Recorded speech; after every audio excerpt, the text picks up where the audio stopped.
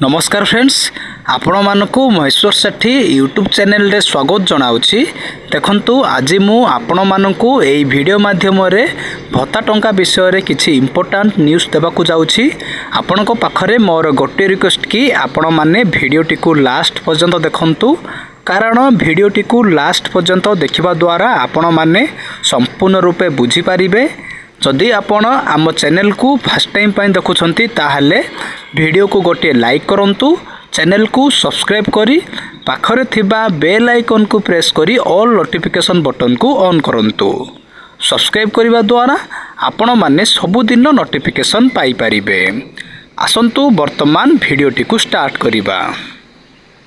देखंतु एठी कोन लेखा जाईची, सामाजिक निरापत्ता मधुबाबू पेंशन योजना रे 338 कोटी टंका व्यवस्था करा जायछि। देखंतु जो माने मधुबाबू योजना मधुबाबू पेंशन रे पेंशन पाउछंती सेमानको पई खुशी खबर, कारण 338 कोटी टंका व्यवस्था करा जायछि। दिव्यांग कल्याण पई 16 कोटी टंका व्यवस्था करा जायछि। दिव्यांग मानको पई 16 कोटी टंका व्यवस्था करा जायछि। सेमिति भिन्नक्षम एवं साधारण व्यक्तिଙ୍କ मध्यरे विवाह प्रोत्साहन पई 10 कोटी टंका व्यवस्था करा जायछि। विधवा भत्ता योजना पई 16 कोटी टंका व्यवस्था करा जायछि।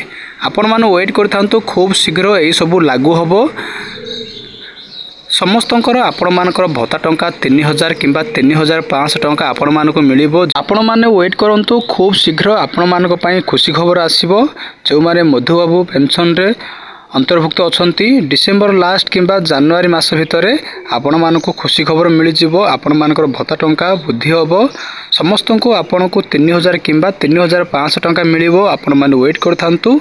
जदि आपनको एई भिडियोटी भलो लागिछि ताहाले भिडियोटी को निज सांग मानको शेयर करंतु, कारण भिडियोटी को शेयर करिबा द्वारा सेमाने मध्य जानि पारिबे, सेमानकर मध्य हेल्प हबो।